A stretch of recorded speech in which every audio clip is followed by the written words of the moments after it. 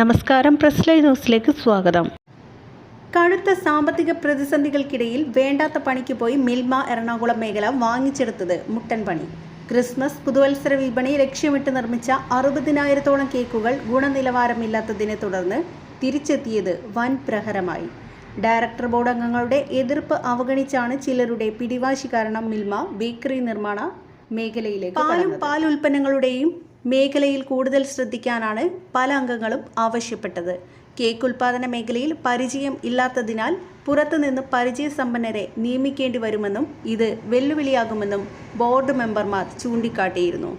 365 ദിവസവും വിൽക്കുന്ന പാലും മറ്റു ഉൽപ്പന്നങ്ങളും ഉള്ളപ്പോൾ ക്രിസ്മസ് കാലത്ത് മാത്രം വിപണിയുള്ള കേക്ക് നിർമ്മാണം വേണ്ടെന്നാണ് കൂടുതൽ മെമ്പർമാരും പറഞ്ഞത്. എന്നാൽ ചാലക്കുടി പ്ലാന്റ് നിന്നുപോയതിനാൽ ഇവിടെ എന്തെങ്കിലും ചെയ്തില്ലെങ്കിൽ ഇത് സർക്കാർ ഏറ്റെടുക്കും എന്ന് തെറ്റിദ്ധരിപ്പിച്ചാണ് കേക്ക് നിർമ്മാണ യൂണിറ്റ് തുടങ്ങിയത്. ഈ കാര്യത്തിൽ ഫെഡറേഷൻ തലത്തിലും മുറുമുറുപ്പുണ്ടായിരുന്നു. ബോർഡ് അംഗങ്ങളെ തെറ്റിദ്ധരിപ്പിച്ചാണ് കേക്ക് നിർമ്മാണം ആരംഭിച്ചതെന്നും ആരോപണമുണ്ട്. ശക്തമായ മലബാർ മേഖല പോലും കേക്ക് ഓർഡർ കൊടുത്തു വാങ്ങിയാണ് വിൽപ്പന നടത്തുന്നത്. അപ്പോഴും സീസണിൽ ശരാശരി 1 ലക്ഷം കേക്കെങ്കിലും ചെലവാകുമെന്ന് മന്ത്രിയടക്കം തെറ്റിദ്ധരിപ്പിച്ചാണ് എറണാകുളം മേഖലയിലെ അണിയറക്കാർ ഇതിനുള്ള നിർമ്മാണാനുമതി വാങ്ങിയത്.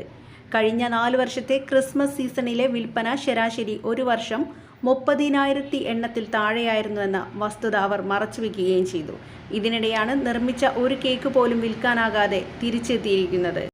ഉൽപാദന ചെലവ് മുതലാകാതെ ക്ഷീരകർഷകർ കന്നുകാലി വളർത്തൽ മേഖലയിൽ നിന്ന് കൊഴിഞ്ഞു പോകുന്ന വേളയിലും 1 രൂപ പോലും ഇൻസെന്റീവ് കൊടുക്കുവാൻ കൂടി മിൽമയ്ക്ക് കഴിയുന്നില്ല.